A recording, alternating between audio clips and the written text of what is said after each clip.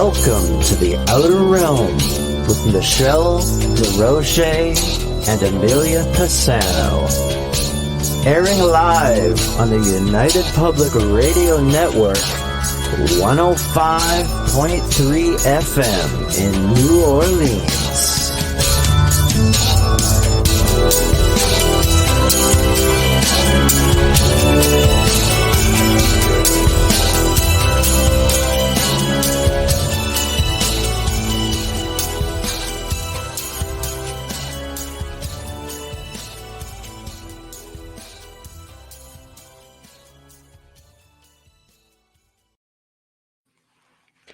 Good evening, everyone. Welcome to the Thursday evening edition of the Outer Realm. As you can see, I am solo. I'll explain all about that shortly. We are broadcasting live here on the United Public Radio Network 105.3 FM from the beautiful city of New Orleans. We are fully sponsored by the amazing folks over at Folgers Coffee. And thank you.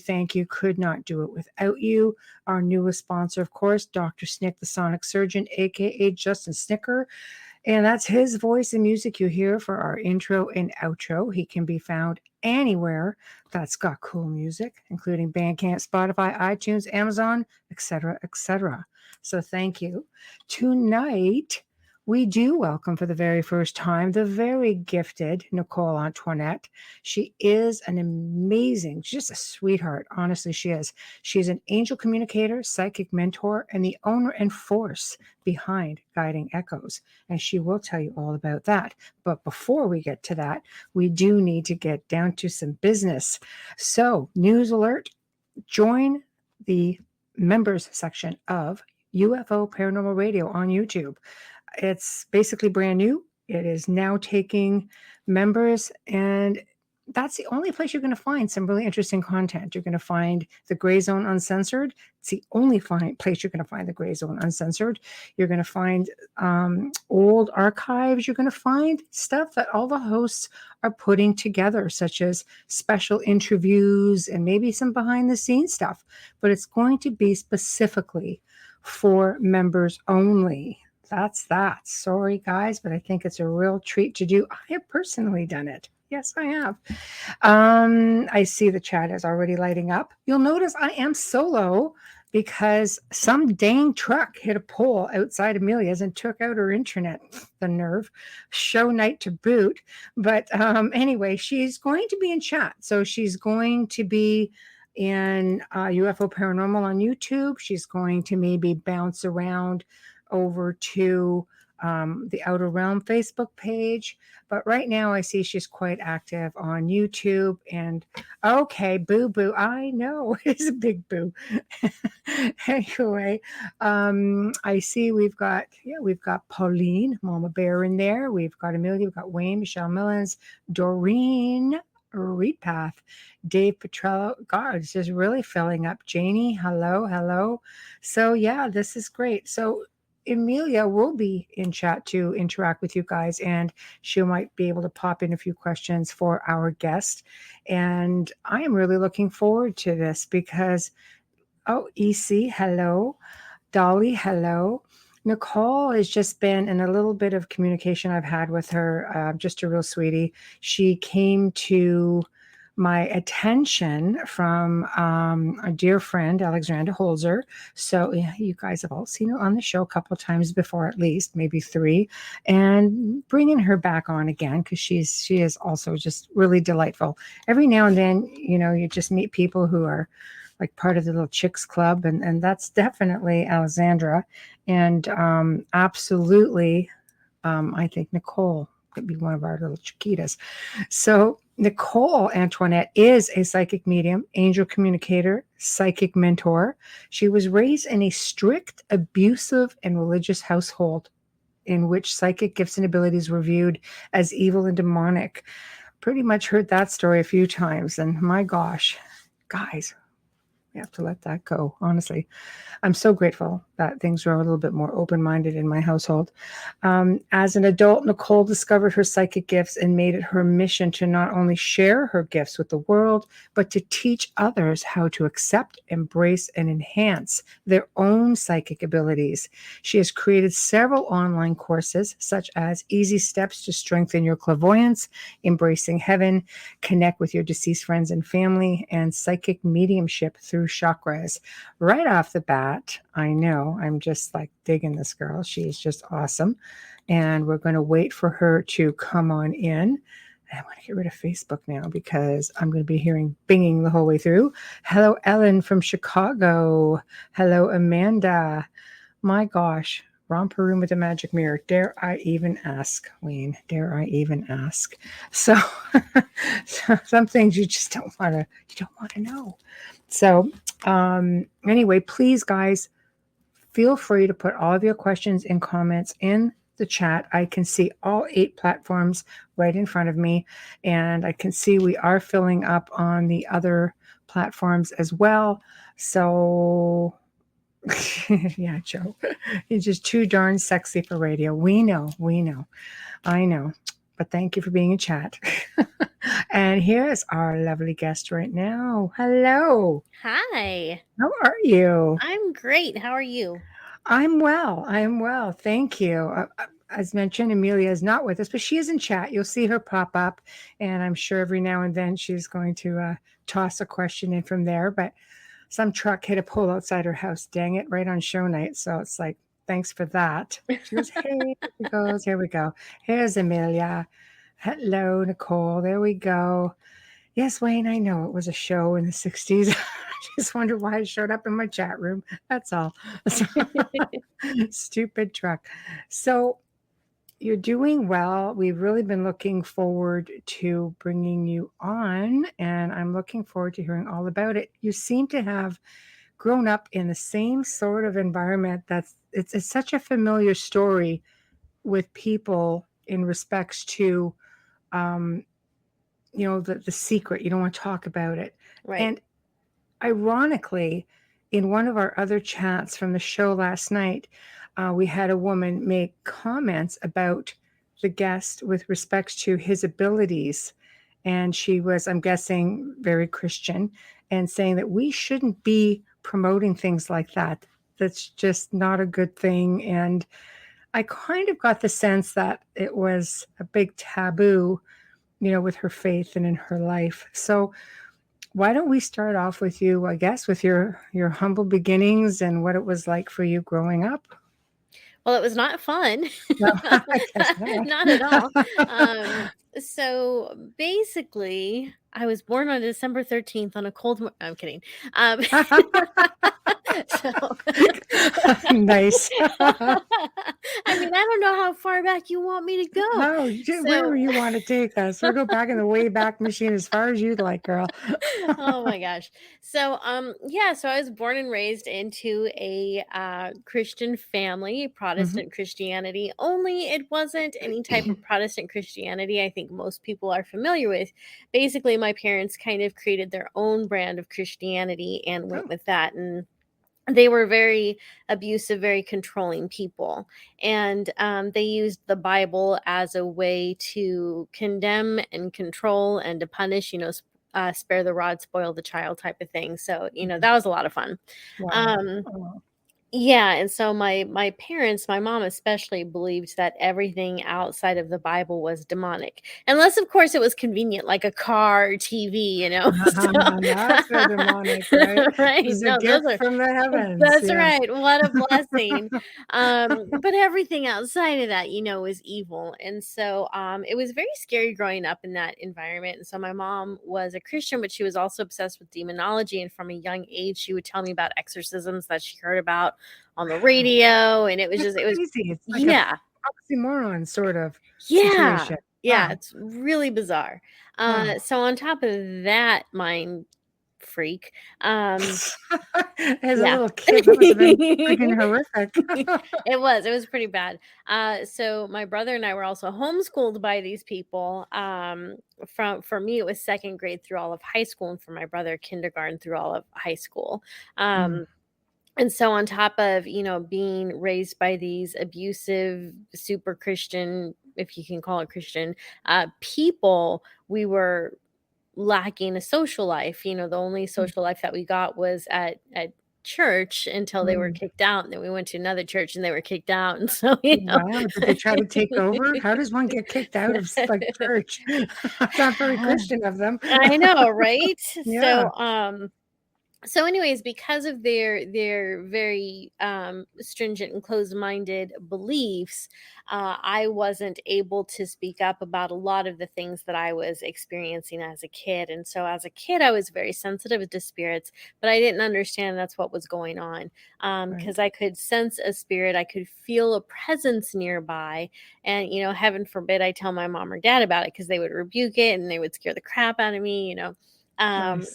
I would I know I would frequently get dreams of the future, dreams that were very allegorical, and those I felt a little more safe sharing, because at least there's a gift of dreams in the Bible. So Right. So it's talk there. We about can talk those a about little it. bit. Yeah. Right. Um, but for the most part, it was very confusing because I didn't have really any adults that I could trust. Right. But, when you're a child, you still trust your parents, and you kind of, when they're as abusive as mine, where you kind of walk around them, and, Mhm. it's always a guessing game. Like, what can I tell them and what can I not? When you're a kid, you want to share everything with your parents. And, Yes. unfortunately, I didn't have a whole lot of adults around me that Mhm. I could trust or that I could talk to about such things. And so those were kind of that's the environment that I grew up in. And Mhm. once I became an adult, I tried the whole atheism thing, but that didn't work because I definitely believed in something. So Well, there's something for there's sure. something. Yeah, I don't quite know what it is. Still don't. But yeah, so gave that a shot. Didn't quite work out. Right. And eventually I did go back to Christianity for a short while. I was an evangelist, like knocking on people's doors on Tuesdays Wow. and inviting them to, Good for invite you. Jesus Christ into their heart. So Yeah, you're just a champion after all of that. I know, right? So, Yeah. I mean, I figure if the road that I'm on now was wrong, my soul's fine, because I turned so many people over in my early 20s.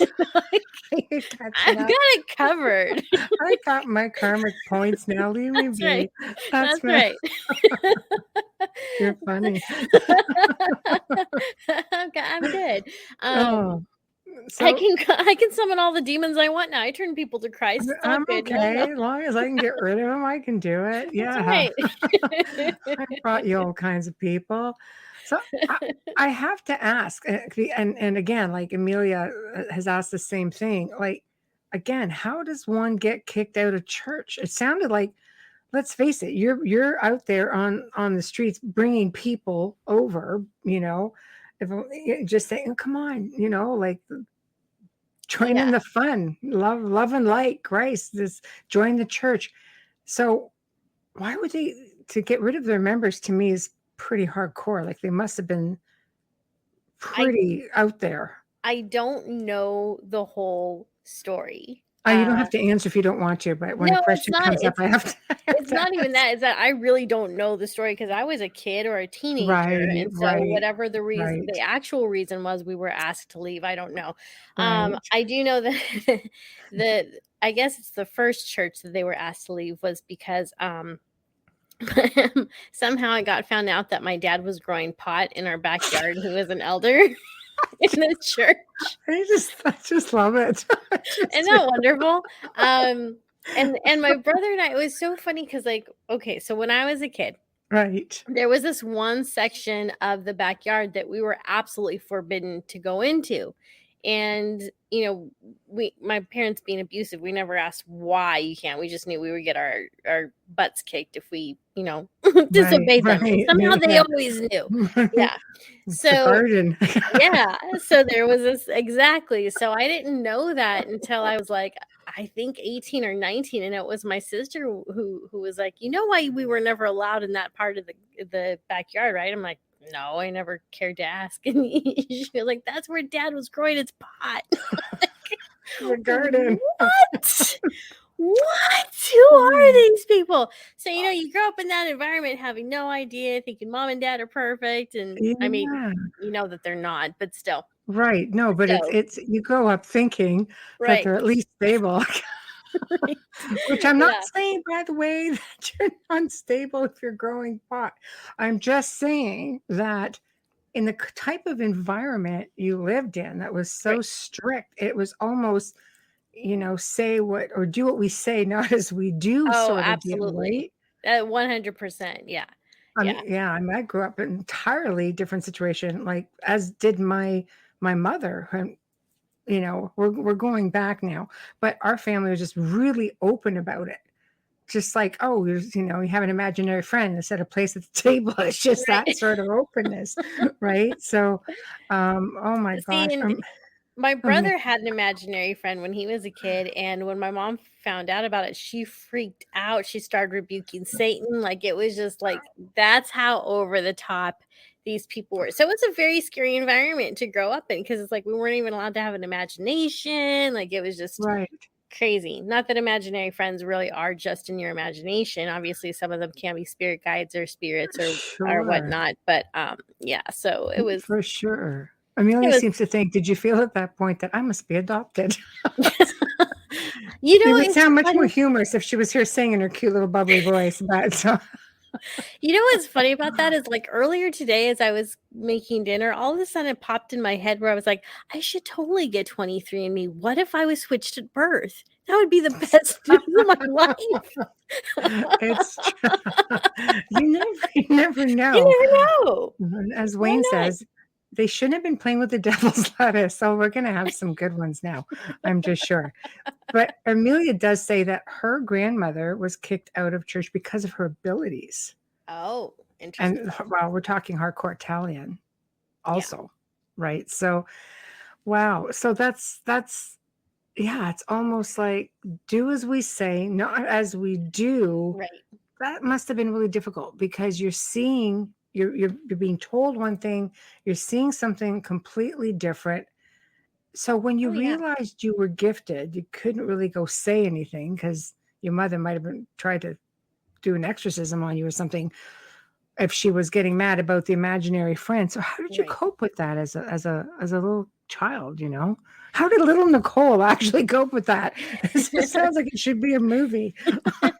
So the way that I coped with it was actually when I'd go to bed at night was when I would talk to my imaginary friends, and I Right. would just kind of allow my imagination to go crazy. So going to bed at night was actually one of my favorite times of the day because it meant I was going to be left alone Right. and I could just go ahead and fantasize about whatever. So when Mhm. you're, 7 years old and you're homeschooled and your parents are crazy and you don't have much of a social life, what else do you have? Right. Um, so Right. I so that's how I dealt with it. And to be honest, I don't remember a lot about my childhood. So other Mm. than, as far as what other coping skills I may have had, I have no idea. I don't Mhm. I don't know what else I may have done. It was a very boring environment, outside of the drama, because it's not like, my parents didn't take us out to go play soccer or softball or anything like that. So there Mm. was no type of activity outside of that. And my Mhm. mom was a house mom who would just talk on the phone all day, or she'd play her guitar and sing. Like, she didn't even spend a whole lot of time with my It's like, brother and I. wow. Yeah, not that I remember. Your parents sound like they were like almost like, like flower children. Just go pot and play the Well, guitar and flowers sing. flowers Yeah, too I nice love of a it. term for them, but yeah, they were No, more no, like I'm weed sure children. not. I'm sure not. Okay, here's a tidbit for fans out there that my mother feels compelled to share with everybody in chat. Doing this only one 5 seconds. Michelle was kicked out of church when she was 5 because she was so disruptive. Thank you for that. And Amelia, yes, little Michelle, Princess of the Dark Realm. Okay, it's out. It's done. See, I can laugh at myself too. There you go. There you go. But they're here, honestly, now here's some actual questions. Do you know if you, or if your mother rather and father were gifted, and that's why they were so over the top when your gifts came to light? Yes. My mom, Question, Wayne. I believe, is actually a gifted medium who is very afraid of her gifts and talents. And so Okay. when I don't remember the exact age, somewhere in my 20s. She had finally been, well, okay, yeah, in my early 20s, she was diagnosed as bipolar, and later they changed that to borderline personality. Oh, And she also had bouts of schizophrenia and depression. So she was just, she had a lot going on. But what was interesting to me was the schizophrenia, because later on when she would talk to me about it, I would ask her, like, well, what is it that you're hearing? And she's like, well, I hear a couple. I hear a man and a woman, and they talk all day. I'm like, well, what do they talk about? She's like, just really boring stuff. I'm like, well, what kind of stuff? And she's like, well, one time she didn't want to cook, and so she asked her husband if they could order pizza, and he said, yeah, that's fine. She's like, so I had to hear them talk about what type of pizza toppings and everything they were going to have. I'm like, that does not sound demonic. no, it You know, sounds like it's you've tapped into yeah. I mean, what is that? tapped into Dimensional? something. Is that? Yeah. Right. Yeah, I don't know Wow. what that is. And then so she'll talk about how, she told me how she heard this couple all the time, or frequently I should say. And another thing that's very interesting is she talked about how she would hear voices coming out running water or fans, basically white noise.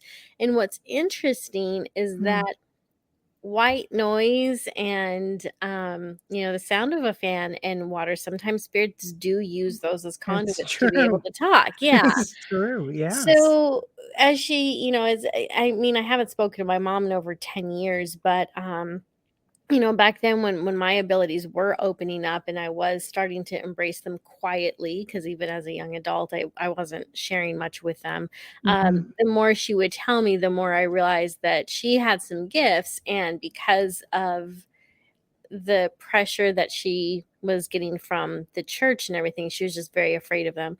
And she also did have some terrifying experiences as a young I child bet. with her ability to I see bet. things. Yeah. So she Mhm. saw some really crazy stuff in her house. Well, let's face it, you don't just take up reading about demonology and exorcism unless there's something that prompts you into that direction. Right. Yeah. So it Very makes you true. wonder, what exactly did you see in that house? Yeah.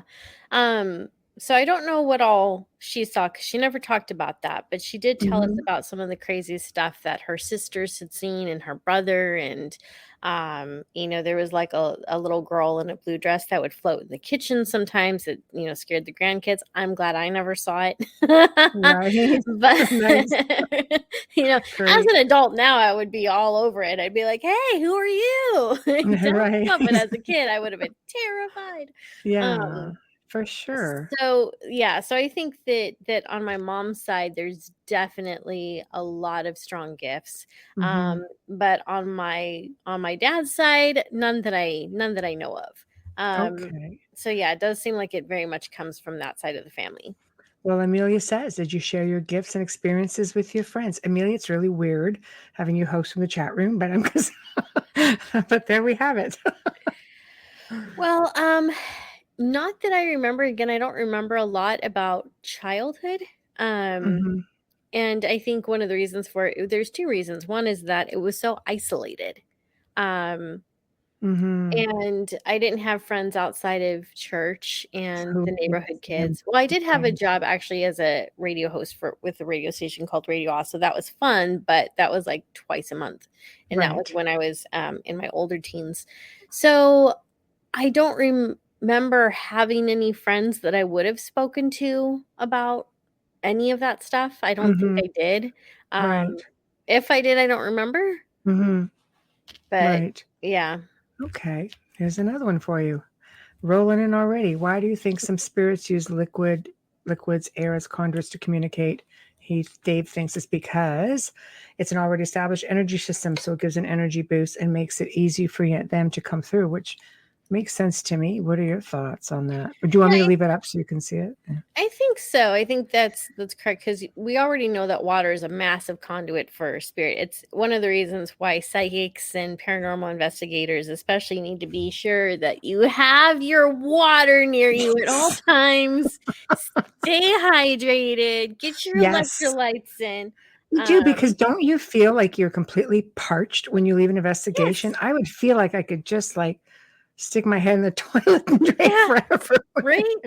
Yeah. I don't know about the toilet part, but I feel No, but you you know. you know what I mean? You just drink anything is what I'm saying. Right. Yeah. So we yeah. already know that water is a conduit. And if you have Yes. moving water on top of that, well, anything that moves is building up energy. Right. And the same thing with a fan, so that's building up a lot of energy, and that energy is going out into the air, out into the ether, which we can't see. And that creates the ability for them to harness that energy so they can present themselves in any way they want. So if there's a clairsentient in the room, then that spirit is able to latch on to that emotional state of the clairsentient, so they can start working with them that way, sharing an emotional state. Or if it's a being that's practiced in showing up whatever way he or she wants, then they're able to do that. So I do think that that's why they're able to also use it very easily as kind of like a one-way radio. Right. I agree. Because it's feeding that energy to them. I agree. I live pretty well in Niagara Falls, and we hear the falls are really not that far. And on some nights, we stream out of New Orleans, but I actually am in Canada. And some nights the falls, they're just so powerful. You could hear them. And it's like constant voices just coming in. And I would lay there going, "Are you kidding me right now?" It was nonstop talking. And it's just like, oh my gosh, like old. And you question yourself, because like old radio shows or old radio broadcasts. And next thing you know, there's couples like fighting and talking. And I'm just going like, shut up. Noise canceling headphones. Oh my God, something. I know. Now it's just frequency. That's, I think, the downfall of living so close to such a powerful force of nature. Right. Being water to boot. It's just like the frequency sometimes is deafening here. Yeah, I can imagine. Oh gosh. So okay, here we go. Did you have any terrifying experiences as a child? I did. It's not one I talk about very often, and it's not what most people would expect. So, one night when I was a child, I don't remember how old I was, 5, 6, 7, somewhere around there. I was lying in bed, and there was a stream of light coming over me as I was lying down.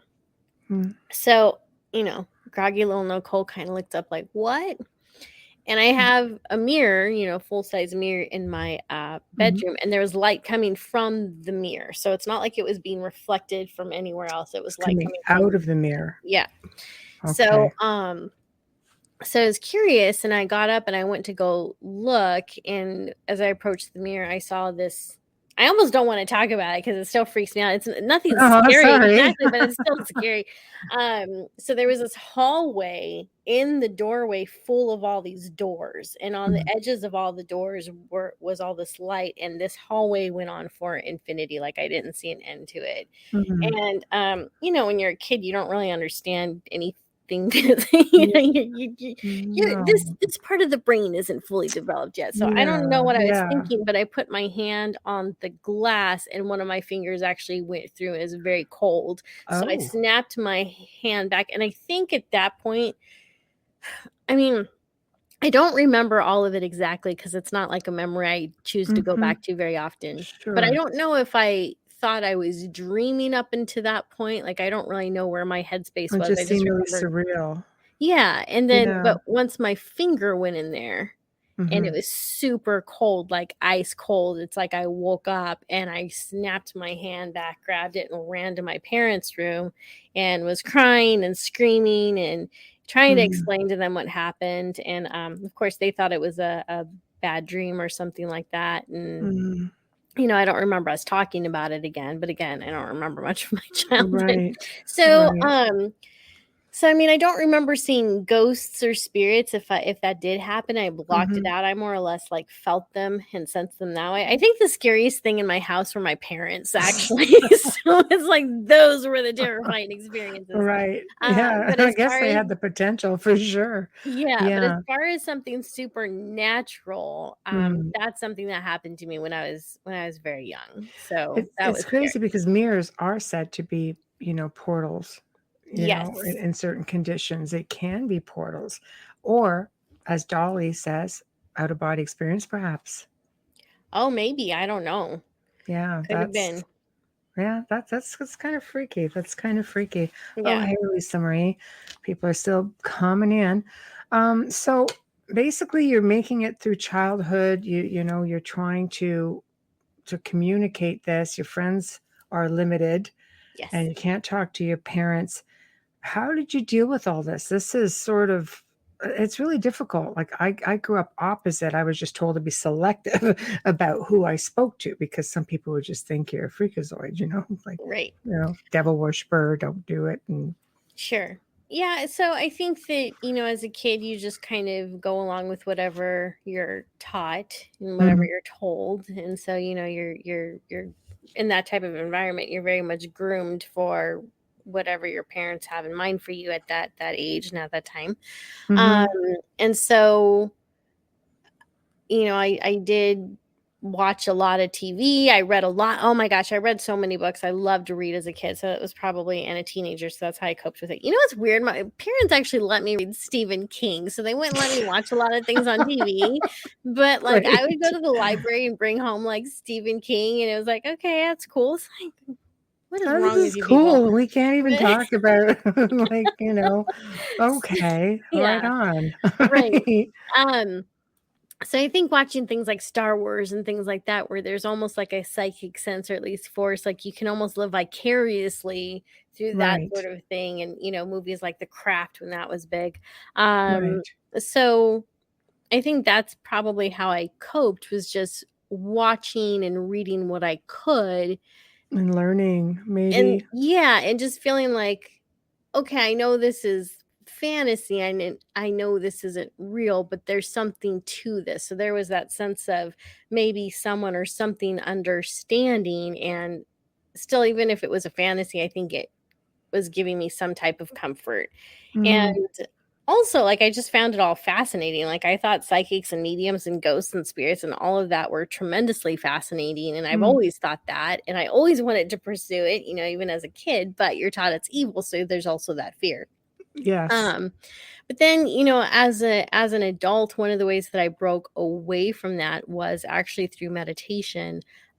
So in my mid 20s, I went through an unfortunate situation where I lost my job and Mhm.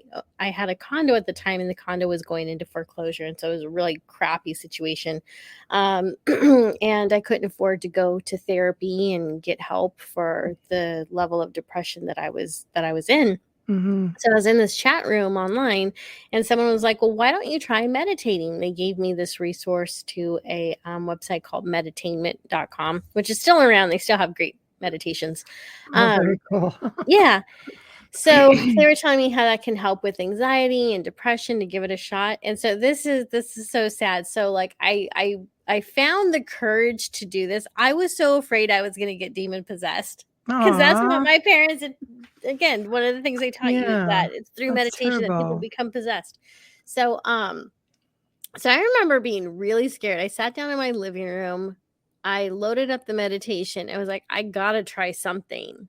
Like, I Mhm. gotta try. That's how bad my depression was. I was literally willing, not willing, but like chancing that, I might have a really scary encounter with something horrible. But it was like, Right. I've got to do something about this depression.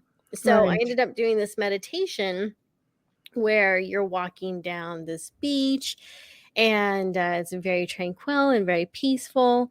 And at no point in that guided meditation were you supposed to meet someone in the meditation, but I did. I met my first spirit guide. I met this Oh. man walking, and he had a dog with him, and I remember that I loved the dog. I was so excited when this dog comes running at me, and Aw. I'm like, "Puppy!" You know? But Aw. what's looking back at that, what's fascinating to me was how not just that my spirit guide came in and that it was very smart of them to bring a dog into that meditation with me to break the ice immediately because I wasn't going to Just sense ease you anything. into it. That's right. Right. But the level of detail that I saw in that visualization, Mhm. now I know that that is not normal. So I was able to visualize quickly. I was able to get into a meditative state quickly. And the Mhm. fact that I was able to get there when I was scared, that Right. somehow I got into that was actually pretty amazing. So I continued to do that meditation, and sometimes the guy was there and sometimes he wasn't. And that's kind of how the whole doorway into that other spiritual path Mhm. began to open up. And the mediumship wouldn't open up for probably another 5 or 6 years after that point. Um, but yeah, Mhm. so that's how I kind of got on this path and was able to Mhm. steer clear of the other one. Yeah, it's kinda scary. Do you find every now and then that they tend to cross? Because I mean, getting into, paranormal investigating, if you get kinda yanked into that with Mike, thanks, Mike, right? You know, you're going to sometimes end up like, I know I filmed in places that were supposed to be very benign. Next thing Hmm. you know, you're there, and it's like, "This is not benign at all," and the Right. people sometimes they just are used to living in a suppressed situation and they don't go beyond Right. that. Yeah. Yeah, when I visited the Hinsdale house and even Mineral Springs, there was a lot of just really um heavy energies Mm, there. right. And I broke down and cried a couple times at Hinsdale House because there Mm, was a being there that was really upset over something. And I could feel it like welling up in my chest, and it was overwhelming. And then over at Mineral Springs Hotel in Illinois, there was just a lot of really messed up energies that I was picking up on in scenarios there. And so mm, so it does get hard because I'm HSP as it is, highly mm, sensitive person. right. So I'm hyper aware of my surroundings pretty much all the time. And Mhm, so being very sensitive emotionally and everything on top of that, when I go into different locations where there is that very heavy energy and there are those more depressed spirits or confused spirits and they start intertwining with my energy, that can be very difficult. And it takes for me, it can take a few days to kind of shake it off. mhm. It takes a Yeah, I while. I can Yeah. see that, I can see that. It's not for everyone.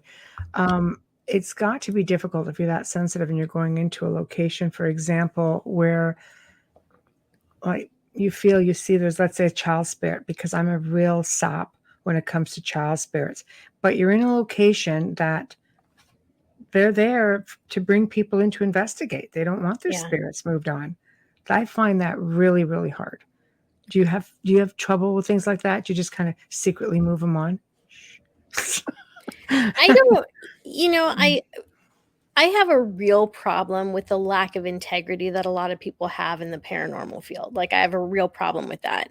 right. And if people are wanting to keep the souls of anyone trapped, whether it is a child Thank you. or an animal or a person or a woman who was Mhm. blundered to death, I think that's horrible. I think it's Thank you. unethical. I think it is cruel. I think it's sociopathic. I Mhm. don't like it at all. Mhm. But, so when you're wanting to keep things there and you're telling people not to help these spirits, my response is, I do what I want. Like, if I want to talk to this Yes. spirit, you're not going to Yeah, know I'm talking to the spirit because exactly. they're telepathic. That's And right. The if they spirit need, gone, right. yeah, No, it so is really difficult. yeah. It is really So difficult. I'm not going to ask someone's permission to talk to a spirit. I know. It I'll it ask is this. hard. It is. It is really hard. We've helped researchers who've run into trouble with, negative things, but yet they just finished telling you, well, there's a spirit here that was there. And I'm like, so that spirit should end up in trouble? What did you Right. do about it? Yeah. And why are you messaging me now? Right. That's the big one, huh? What do you expect me to do about it? It is. It's really, really maddening. Okay, I'm going to read off some comments for those who are Okay. only listening tonight and who aren't actually watching, because we have people around the world who don't just watch. Great point. Sometimes the energy is oppressive, but people have been living there for so long, they don't even realize it might not be them that's doing it, but rather something in the environment. Yeah, I guess you just get used to it, right? So, Wayne, oh, when I'm in a benign place, I start quietly humming Run for the Exit, not because it's not benign. That's true. People Yeah. have said to me, you hum when something malevolent comes into space. I'm like, I don't pay attention to what I do. You just kind of just zone out and I hum. But then it's like I'm humming just because I'm got a tune in my head and people think, what's going on? You know what? I don't know. Like Beastie Boys is stuck in my head. I don't know what to tell you. I know. It's that one annoying song that keeps playing itself out. Right. Amelia, I have a difficult time understanding people who leave them there. Yeah, we've talked about that too on the show. I don't question how people want to do the investigations, or people who, as a medium can go into locations and not do much about it. It's really hard. People have these locations. Sometimes it's their livelihood. Right. It is really difficult. It's a tough spot to be in. Yeah. Lucas, how do you guys feel when psychic abilities come in all of a sudden? I will leave that to you. Overwhelmed. That's for you. Overwhelmed. Overwhelmed. Like, what? Especially if it's some place you don't expect. Like, it's not some place that's supposed to be haunted. You're just like at a freaking bookstore, and all of a sudden everything starts lighting up, and you're like, am I in danger? Should I leave? Am I supposed to just talk to someone? Like, what is going on? Right. Yeah, because I think, well, also when you become, I think, a more developed psychic, I think that you're able to decide when it's on and when it's off. So if you Yeah, I decided can that switch it's, off. yeah. So if you decided that it's off and all of a sudden it turns on, for me, and when I'm done, Michelle, I'd love to hear your experience, what it feels like for you. But for me, there's instantly a sense of, I want to say anxiety at first, because it's like, Right. okay, I did not turn this on. What just happened? Right. And I will, depending on the situation, either lean into it, because there might be a spirit nearby that wants to talk or needs help or whatever the case is. Or it could also be that, at that point in time, your angels or guides decided, hey, remember that thing you prayed about 3 months ago? We've got the answer now. Like, thanks, dude. Right. So I'll pay. Thanks. So yeah, so I'll We pay would have attention. told you, but you had the switch off. Right. Something like that. You snooze, you lose, right? So So I'll kind of lean into it and just kind of quickly investigate it, get a little curious about it. And right. then after that, usually I can turn it back off and go about my day, or I'll leave it on just to, especially if I feel like it's turned on as a way to protect me, which I think has happened before in the past, where I lived in a really dicey situation with some roommates that were not on the up and up, and everything just kept turning on at like random times. And then one day out of the blue, I saw an image of the house completely shot up. And at that point I was like, I'm out. Like I didn't even give them notice. I just packed and left. I was like, I'm out. I paid my rent. I'm gone. And Yes. I mean, I don't think that ever happened to that house. I have no idea, but that vision was definitely got my attention, where it was like, okay, there's danger. Like, we've been trying to tell you there's danger. You need to get out. And so Right. it worked. Yes. But what does it feel like? Well, what does it feel like for you, Michelle? I have to tell you, I was considerably older. I mean, I've had memories of seeing dead people from very early on. But I was considerably older when I actually learned how that I could actually shut my abilities off. I'm thinking, I have been a darn tortured soul all this time. Aw. No, but just because you hear things at night, and my daughter went through it. She was like, it was really strong at 15. I just remember her in the middle of the night saying, would y'all just shut the hell up? And I was like, oh, she wanted to switch off. I switched off the the clairaudience part of it, like hearing them all the time, which made it more difficult because now you're hearing things, you're trying to interpret what it is as opposed to full on. But I think that's where it started for me. And I didn't know enough to go the extra mile to just be able to go on and off. For me, I think it's very quiet for me. I know people are saying, even in chat, like they feel anxiety. I don't feel anxiety. I just know that if there's something I need to worry about, somehow it's like I call it my spidey senses. Somehow everything goes up and it's just automatically on, and I'm okay. What's going on? Right. Or you get somebody who'll message you or something, and it's just there's triggers. Like this is a haunted house, so something goes on. It's like, but you become sort of numb to it because you know what the spirits do. You know how the house reacts to, let's say, people. This house has the whole freaking alarm has gone on because people have been on the property.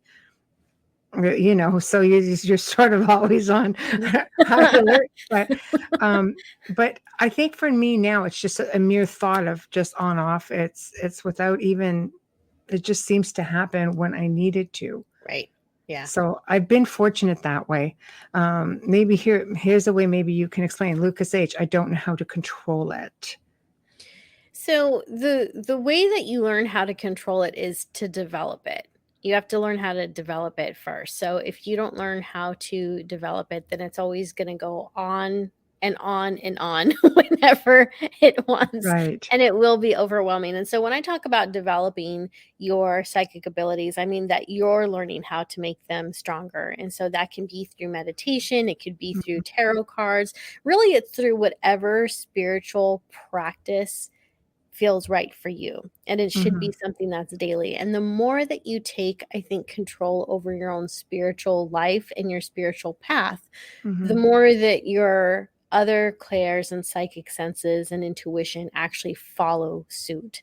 So you'll notice that as you develop your psychic abilities, as you embrace a spiritual practice that feels really good to you, you'll just make it your intention for your clairs to, mellow out. I wouldn't say shut down. I don't think they ever shut down completely, but mellow out, where you don't have to be hypersensitive. And then, you can also just set the intention that you want your psychic abilities to kick on because, maybe you're in an investigation or you're going to do a reading for someone, or you just want to, see what you pick up from the ether.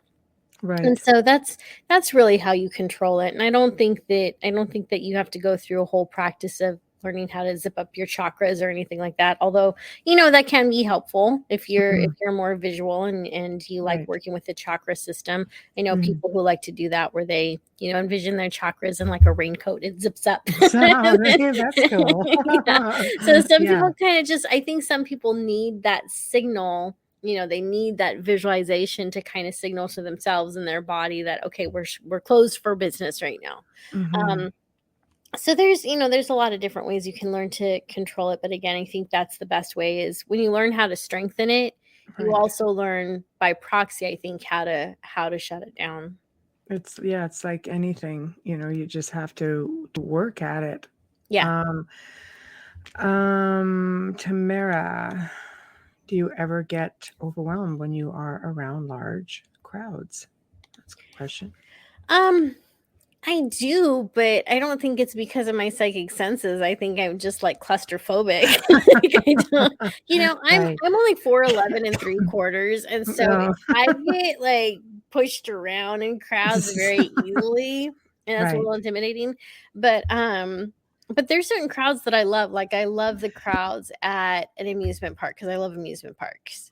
And there's just like usually a pretty happy vibe there. Like everyone's happy, everyone's goofy, everyone's laughing. Like those type of crowds are fun. Concert crowds, not so much because I don't really like being around the alcoholics and all the drugs that get like that. That just feels to me. Well, it's an energy thing too, right? It is. We absorb that, I think. Yeah. So it really depends on the crowd and the situation. So, if it's a happy crowd, I'm good with that. Loving that. But there's certain crowds where, for example, like at a bar with a bunch of drunk people. Like, I'm not really comfortable there. So, Right. yeah. No, I can understand that. And I think to go on with that and a little bit on what we were talking about with abilities and switching on and off would be grounding. Yes. I Yeah. think if you ground your energy, then you stand a much better chance of having things latch on Right. or be really overwhelming. But I find even with people, like just people energy can be really bad. Yeah. Well, speaking of that, I want to show you something real quick because this was really helpful for me. So, for people who don't know how to shut down their abilities when they're feeling really over anxious, or if you're just out in a crowd and you're like, oh my God, I'm going to die. I learned this technique that's actually really fantastic. So, if for some reason you're too frazzled to ground, the technique is you take your non-dominant hand, spread it out like a starfish. You get your index finger from your dominant hand, and what you do is you trace your hand. So as you're going up here, you breathe in. As you come down, you breathe out. You breathe in, you breathe out. So every time you're moving your finger up, one of your fingers, you breathe in, and when you bring it down, you breathe out. And that gets you back into your body.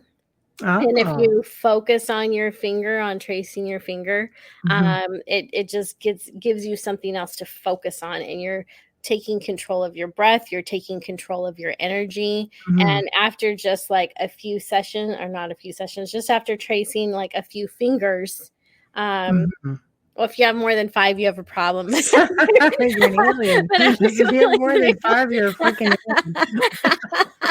No, you probably have much better techniques than what we're talking you about. probably do. Like, I want to see you shuffle cards. Right. But once you get to like the 3rd or 4th finger, you're gonna feel so much better. And Right. if you do a second round, you'll probably feel relaxed. So, Right. yeah, it was a mindfulness teacher that taught me that. And so even now when I'm starting to feel like really upset or overwhelmed or whatever emotions come out, that's something that I'll do. And it's something you can easily do in public because it just looks like maybe just like a little nervous thing. Like Right. no one's gonna be standing in line Like a and be little like, tick thing why are you is touching like- your fingers? Like, no one's Yeah, gonna care. right. Yeah, we're living in hostile times right now. I don't know. As long as you've got your gloves on, you're fine. Exactly. No, I love that. That's awesome. I love that. So what was your first experiences with angels? What made you decide like I want to be in communication with angels? I mean, aside from the obvious, like who wouldn't?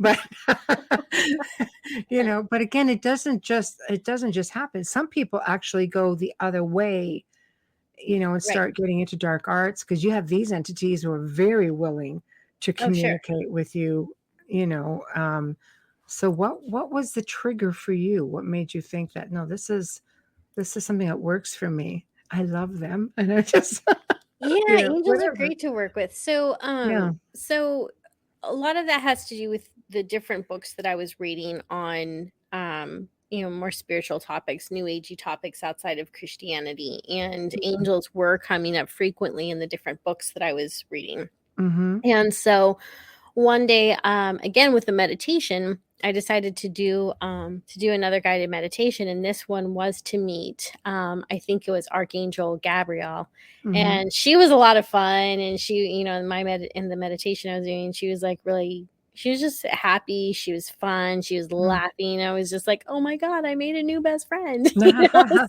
can talk to you. Yeah. You understand me, right? Right. And so after I came out of that, I just knew that I could still feel her near me, and I just knew that was an energy I wanted to continue to work with. But also, I think another reason that I'm drawn to angels, because I kind of go back and forth with them, and when I say back and forth, I mean like I'll be really into working with them for a while, and then I'll kind of fade out and maybe work more with magic or guides, and then I'll go back to angels, and then I'll go to something else, and then I go back to angels. Then I just go back to angels. But angels have been very consistent in my life because even as a Christian, when I was in my Christian days, I felt my angels around me. And when I tune into them, like I can feel them now. But back then they were a very present force, and I could sense them, and I knew that they were near me, and I knew that they were tall. I knew that they were enormous. Right. And there was this one time where, again, as a Christian, the lock to my house, the lock to the front door, decided it was going to stay locked when I was trying to unlock it with the right key. So that wasn't fun. And No. I was sitting there like, why isn't this working? Getting upset. And then all of a sudden I stop and I take a deep breath and I'm like, okay, Archangel Michael or whoever, whatever my angels are listening, can you please, please, please, please unlock this door for me? Boom! Wow. It was Who needs a unlocked. I was key? able to get into my Who needs a key? Who needs When a you got an key? archangel, right? So that was actually a really powerful experience for me because you're not supposed to talk to angels. You know, as a Christian, you're not even supposed to talk to angels. It's considered praying to them. So that was the first time I just asked an angel for help and got an immediate response and immediate help. And so that's something that always stuck with me. And I remember one time, like after I was doing my own little Bible study, reading the Bible, taking notes, I just kind of stopped and I was like, angels, I know I'm not supposed to talk to you, but I really want to thank you for, being in my life and helping me. And, and so I think that angels, because I connected with angels before I ever did the mediumship with other spirits. And so I think that angels for me were a safe transition. They were a safe transition into everything else. But it was really through those guided meditations that I started working with them more consciously and consistently. Do you think it's because you felt safe in a way? Yeah. Oh, absolutely. Yeah. They do feel very safe to me, because again, I know that they're enormous and they're fun and they're not all fun. There's one that I know who's one of my angels and his name is Logos and he's like such a serious mofo. And I'm like, dude, like, can you show an ounce of compassion? You don't. Yeah. Right. He's they're not all love and light. No, they're not. Pretty like badass. They Right. are. Well, angels have been known to draw blood. It's all throughout different, books of history. But yeah, so Logos is very he's very straightforward. He doesn't beat around the bush. If he's got something to say to me, he'll say he doesn't care if he hurts my feelings. And I've told him a few times, I'm like, yeah, I don't even know if I like you. Can you I know You're not my friend today. Yeah. Like, can you tone it down a bit? Can you try to have some compassion? Go talk to one of my angels and ask for advice on how to talk to me before you talk to me. Right. Did you seriously just say that to me right now? I know, right? Do you have any bedside manners? Right. No, apparently not, like there are guides like that too. And it's really difficult because you're actually looking to these beings to guide you. Right. And, I had one, I thought it was pretty darn hysterical with the comment I made. And he just looked at me with this straight face. And I had another friend who was with me, who was in medium. He goes, I don't think he likes that. I says, I just don't think he has a sense of humor. And it was just all frowny. Yeah. It was like, I get stuck with you. Right? So it is really difficult. It's enough to deter somebody from wanting to make that kind of contact, So yeah. Well, fortunately, there are enough fun ones out there too. Thankfully, it makes up for the frowny ones. They're all scowlies, Yeah. Erica Farmer, how do you keep your energy from getting so depleted? Do you ever feel like your energy is depleted for long periods of time? Yeah.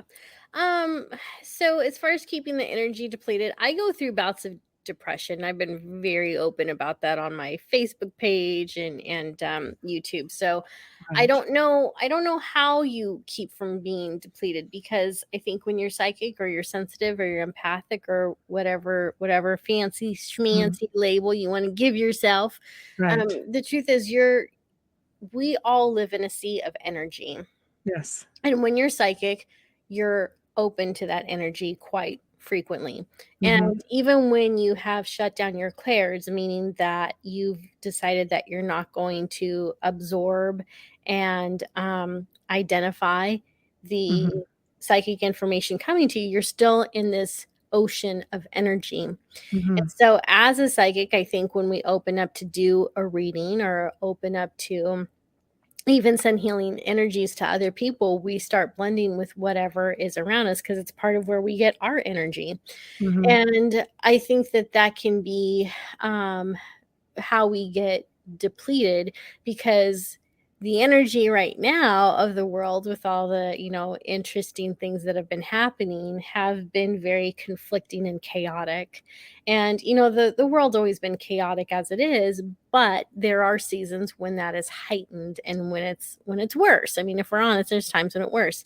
And Mhm. so when you're absorbing energy, and even when you're giving energy, because when you do a reading, you are doing an energy trade, um, that can be very exhausting. And so the best thing to do is to recognize when you're headed for burnout, recognize the signs of it, because Mhm. psychic burnout and compassion fatigue is a thing. Right. And when that happens, you need to give yourself space to work through that. So, Mhm. whatever self care means to you, and I don't think self care means go get a pedicure. I think self care means, I you don't know, know. yeah, I mean, it can be, It but can be self pretty nice. it can be. But you want Yes. something that's like long standing. So, Yes. you might want to stop and be like, okay, what kind of foods have I been nourishing my body Mhm. with? Or have I been neglecting the nourishment because I'm Mm. eating for comfort? Are Right. you getting enough sleep? Mhm. What are you thinking about before you go to sleep? So you really just kind of have to build up a wall of, I want to say, almost a wall of positivity, so that you can keep yourself from feeling that depleted. Mhm. Because if you're feeling depleted, there's obviously something off in your life, and sometimes you may not have any control over what That's that true. thing is. So Right. you just kind of have to work through it, get Mhm. through it, ask your guides and angels for help. If you know Reiki, you can self Reiki. You can, if you've got friends who can send you energy, you ask for that.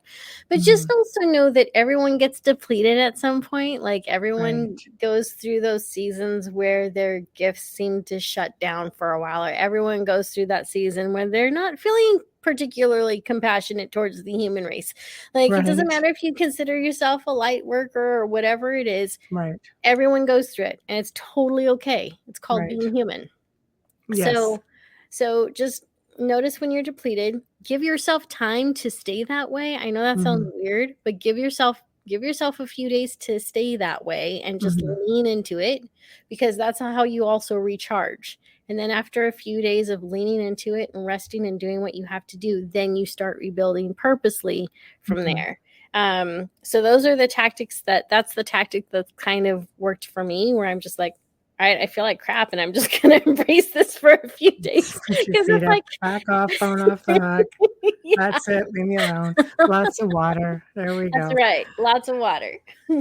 Wayne says, I think it's difficult to not get depleted because we're energy beings that are temporarily in a physical form. So Yep. when we're experiencing these amazing beings, it's bound to drain us. I think Yes, so. I think I so think too. so. Amelia did have a question. I have to go back into the machine here, the way back machine, I was going to say. Nicole, do you also see or communicate with angels of death?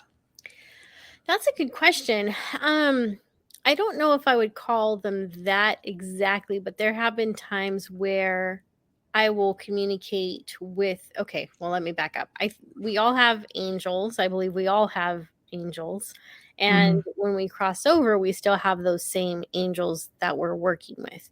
So there Hmm. have been times when I have been working with a spirit on the other side, and one of their angels will come up. Like, one time I had I had a spirit on the other side that was not talking to me, and this typically happens when they were shy, quiet, or private in real life. They will take that to the other side. So Yes. I had a spirit on the other side, and I'm trying to deliver messages to his loved one who is still here, and I was getting really frustrated, and all of a sudden the angel popped up, and he's like, he's just like this sometimes. And I was like, Okay.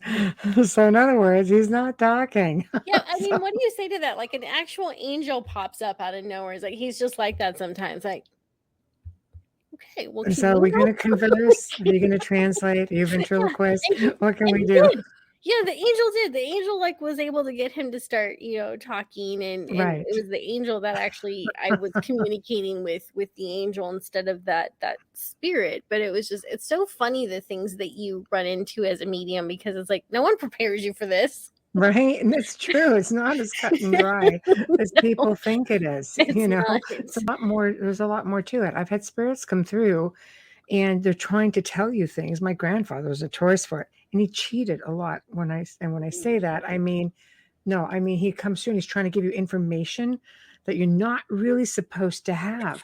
And then there's a woman in the background who I am assuming is his guide saying, "Stop that," and she's scolding him, and he's trying really quick to get extra stuff, That is and I'm so just like, funny. That is so funny. you just sit there and going, wow, this is the thing.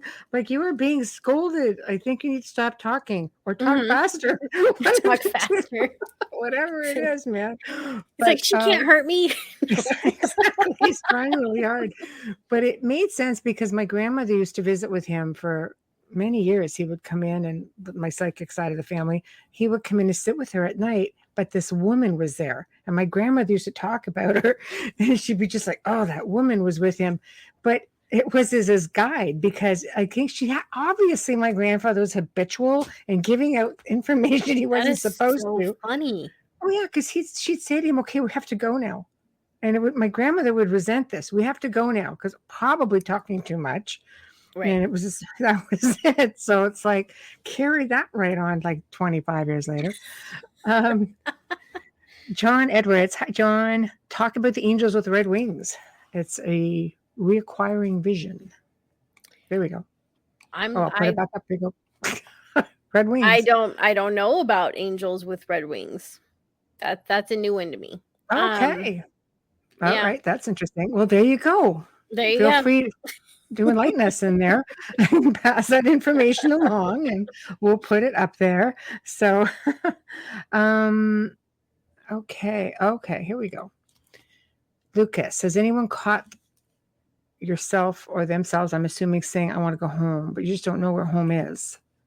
Yep. I think that's people, it's that sense of loss, I think that people feel. Yeah. And we just don't know where that comes from. Does it come from somebody we've left behind, a place like being homesick, another life? Is it some kind of I call it DNA imprinting, it's like a lineage thing that imprints on us. I don't know. What do you think that is? Well, none of us are actually from Earth. We're born here and we're incarnated here, but we came from Yes. somewhere else first, and we Yeah. all intuitively know that. So when we feel like Earth's not our home, it's because it's not. Mm, When our time comes to transition, we'll go back to spirit form. mhm, And I do believe there's plenty of different realms in the world of spirit. I mhm. don't know if we end up going back to the exact realm that we originally came from, but we do go back to the spirit world, which is more of our home. So I think that when people talk about that they're missing home, it's that place that we all came from, that place where we experience love on a tremendous level that Mhm. I don't think many of us experience here. It's Yeah. that level of acceptance. And also on the other side, we do have different guides and angels that we work with, and it's different than here because over there we can see them just as easily as we see each other, Mhm. as we see other humans here on this physical realm. And so when Right. we get to the spirit world, we can see those spirit beings easier and communicate with them easier. And there's a comradeship that is actually, I think, very hard to find here on earth at this time. Now, I don't know if family units and communities were ever as healthy as people make it sound like, because when you look through history, there's always been a form of oppression. And so I don't True. think that ever went away. I think it just changed. I think it I changes agree throughout with you. time. Yeah. Yeah. I And agree with so you. we end up becoming oppressed in different ways, whether it's through religious or Mhm. finances or social status, whatever it is, it always exists. It just changes its mask. And Mhm. I don't think that exists in the spirit world. And so I think that people right now are so hungry for connection. I think we've always been hungry for connection. Yeah. And that connection also comes out of that desire to be accepted and loved for who you are. Mhm. And that's very difficult because we are all insanely flawed. So true. and and Yeah. you might have a day where you say the wrong thing to your best friend or whatever, and that ends up being the straw that breaks the camel back, and you have no idea, and now you don't have that friend anymore. So there's a lot of experiences that we go through here in this world that's very confusing. And then on top of that, you have to deal with just the maintenance of life, like brushing your teeth every day so you don't get gum disease, and making sure you get enough sleep, Eating, and eating substance, and and pooping, and all the things, all right. the things. So it's exhausting being human. And on the other side, we don't have to worry about mortgage payments or any of that. And Right. so when people are missing home, that's what they're missing. They're missing that space where there isn't this much stress and where there is true love and acceptance, and you can Mhm. just be yourself, and everyone's fine with being themselves. So I think that's Mhm. what it is. Like, that's my theory. We just all miss Right. being there. Right. There's a lot of talk in the chat about angels on earth. Do you think that, like Amelia said, she goes, I believe angels step into people and do these like amazing things. What's your thought on that? I think that I don't know if angels I think that angels can blend with people's energy Mhm. and Right. kind of work as a team. So I don't think it's I don't know about angel possession exactly. Right. Right. But I do believe that they Maybe can incarnate blend. into human, like into the human body. Do you think some of them, bad naughty angels, have to come down and take care of the flock? I've heard of the incarnated angels thing before, and Right. I'm not sure if I believe that. I'm not saying it's Okay. not possible. I'm just saying I Okay. don't know if it is. And the reason for that is because I do believe that angels are in a different celestial field than other spirits are. Right. And when I've connected with angels, like, first of all, when I connect with them, I know I'm not seeing the whole thing. I know Right. that they have to mellow everything out because they are powerful and they are Yeah. high vibrating and they are just enormous beings. I Mhm. don't know that a human body could contain the Such an spirit or the essence energy. of an angel Right. without combusting. Right. Okay. um We'll go with that. so So Right. that's why I say I know that they can blend energies because I've felt angel healing energy before, and I've worked with angel healing energy, and it's really Mhm. phenomenal. I really enjoy working with it. And so Mhm. I know that they can blend energy, and I think that they can blend to where it's overpowering enough where they can work with you to do something Mhm. miraculous. Right. But then I also do believe that angels can just show up in any form they want whenever they need to do whatever is required. Right. Um, so, I mean, there's a lot about these beings that we don't know. Like, we don't even really know what they are. This is true. Well, I was going to bring you to another question, because religious people will tell you angels are angels, demons are demons, fallen ones, creation of the creator. Yeah. But if you talk to a ufologist, for example, they're all aliens, Yeah. right? I Yeah. mean, demons are archons or reptilians or draconians. And then you have angels who can be Palladians and Right. Andromedans and, Right. Yeah. thoughts. I think there's truth to all of that. Right. I think we're all getting doses of the truth, and we're not Right. going to know what that is until we cross over. And even when we cross over, we may still have to search for some of it. Right. So they But don't even cut you a bit of slack after that, eh? They scrub you anyway. You're never allowed to remember anything. this is Aliens true. or freaking angels. So when you get over there. Well, I mean, it makes sense that angels and demons or whatnot would be aliens because they are alien to us. They're in another, Yes. they're in another dimension, or that they're at least in a different space and time. So, I mean, Mhm. technically, just by that alone, they are aliens. Now, do they really come from these different planets? Do they come from a Right. different realm? Are they both one and the same? Like, who Mhm. who knows? Right. I don't know, but I think that there's truth. I think that there's truth to all of it. Right. Right. I agree with you. I think it's good to have an open mind about it. Yeah. Okay, look, Chris, here we go. Hello, how are you? Wait, long one. Yep. I see shadows. I see orbs. I hear, I'm going to say, I don't know what that is. Sorry. It goes out of time. I've seen my husband, great grandmother. She was transparent. It was only for a split second, and then I wasn't able to see her again. Sounds to me like, and hello, I see I'm just going through your chat now. This is the one I actually wanted to address. What about seeing demons almost look like a lizard with scales, midnight blue? It was mocking and vanished with a prayer. So, do aliens care about prayer? Which goes back to that. I don't know. Is it something biblical that is affected by prayer? Does it have to do with intention, mindset? What is it exactly? I think that it's the energy that you're projecting out. And then Mm-hmm. also what's amazing about this testimony is that okay, so she saw a demon that looked like a lizard with the scales. What she didn't see were the angels that were protecting her from that thing. And so what she didn't see was all of the guides and everything that were still around her. So when she Mm-hmm. said that prayer, she was also making a statement to those angels, to the intelligent source that's out there, like, hey, get this thing out of my house. Right. And they listened and they did. And maybe this thing left on its own. Maybe it saw all the,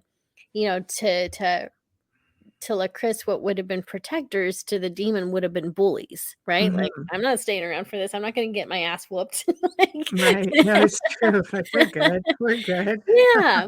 So Gonna I push think my like angel powers all the way out there. I'm all that's right. right. So I think Right. that when you pray, you're taking responsibility for your own intentions, and you're also giving the universe and your angels and everyone permission to act on your behalf. Mm-hmm. And so I think that there's a lot of things that happen in the spiritual world that we don't see. And so I mean, this Mm-hmm. would have been a form of spiritual warfare because there was a entity there that was not welcomed and not wanted. And Mm-hmm. the good thing is that it left. The good thing is that it did leave. Um, but Right. yeah, it's always interesting when you come into situations like that because it is like, what the hell, man? How'd you get it? Right. Right. It's like what? I know. Who left the door open? I know. Right? I Wow. saged this place. What? Dave, Michelle, and Nicole, any ideas about who I'm going to say Ta actually is? Well, that's Egyptian, and he's a creator. And if you ask me, he's probably extraterrestrial. I think so too. I I think agree. extraterrestrial. Mhm. Okay, there we go. It's decided. So it's been The decided. all powerful Michelle and Nicole have spoken. Yeah. No, I really do believe he's extraterrestrial. I believe a lot of these people, or I think a beings lot of the were. gods are, yeah. Oh, for sure. I mean, they come in, people emulate them, they build monuments to them, they Yeah, want to be like them. It right. just it stands to reason. Amelia is directing this one to us. Do you believe we incarnated from other dimensions like star seeds, light workers, angelic realm to save humanity? I think possibly. I'm gonna leave that to you, Angel Lady. I think that there's so many different reasons why people incarnate that it's hard to give just one. Mm-hmm. And I think it's a beautiful idea that we came here to heal the world, but that's also a big responsibility. And heal it from what? Heal it from Mm, what exactly? Because we keep reincarnating back here. right. We're the ones doing the damage. Like if we weren't here, the earth would be fine. So what you're saying is we're just not getting this right. The earth would be So fine. this is like a So prison planet. What is this? I don't I Just don't know. cycling back. Weird. It But oh, go ahead. take it a step further. Do you think that we can reincarnate, or I mean, who says it has to be planet Earth? Do you think we can incarnate in other bodies Oh and yeah. other planets and other systems? Yes. Thank you. There Yeah. we We go. absolutely Okay. can, and we do, and we do. So like Right. when people talk about reincarnating a lot or looking at past lives, a lot of times they're talking about their past lives as a human, but what does come up in Right. past life regressions are alien lives that people have lived before. And that's happened to me. It was Okay. actually quite creepy and freaky. I was like, what am I? Really? What? That's crazy. No. Really? Oh. Yeah, I was very tall, very thin. I was translucent. I had these long, like crazy fingers, and Mhm. I was translucent, but also had like this reflect. I don't even know how to It describe sounds it. It like was to me like a really tall strange. white. It was really cool and very strange. Right. But getting back to like why people incarnate here, the Yeah. message that I channeled once, because I was I was pretty pissed at life one time, and I was like, Right. what the heck? What is the purpose? Mm. And one of the things that they told me is one of the reasons we incarnate here is for mastery, to learn Mhm. how to master something. Right. And so part of the healing of humanity may not necessarily mean that we have to go out and heal anyone other than ourselves. There's something that we came here to learn that we need to overcome personally. We need to Mm. get mastership over that thing. Mhm. And so I think that we come back here to consistently elevate based on the choices we make, and to get to that point where we feel comfortable with Mm. the decisions we're consistently making, and Mhm. the way that our choices are affecting other people. Because I think that when you take good care of yourself, and you're not doing that in a way where you're stepping on other people's toes, and you're Mhm. not belittling anyone or hurting anyone else another way, then by example, you kind of are healing humanity. When you take care of Mhm. yourself, I think that energy kind of pours out into other people too. Plus, you're also modeling how Right. to behave, the right way to behave and act in different situations. Mhm. So that's what came through for me, is that we can Mhm. incarnate for mastery. We're here to learn some It type is of mastery. evolution, Yeah, right? it is. It's Yeah. a form of evolution. We just Mhm. try to better ourselves, enlighten ourselves to a point where we don't have to keep coming back here. Yes. And Yeah. with that being said, I have to do a station ID. So otherwise I'm gonna be out of a job. Okay. We don't want So that. to anyone who's just coming in, you are listening, of course, to The Outer Realm with Michelle DeRoche and the lovely Nicole Antoinette. And we are fully sponsored by Folgers Coffee. So I'm just going to put that right up there, Folgers Coffee. Mhm. We love you a whole lot. And Dr. Snick, the sonic surgeon, who is an award-winning composer of Halloween horror, sci-fi, and dark wave electronic music. We are on United Public Radio Network 105.3 FM from the beautiful city of New Orleans. We are basically on 8 different platforms right now. So I'm not going to go through them all. You guys know the drill. All the familiar faces in here. So with that being said, we're going to get right back to the important stuff, being our guest.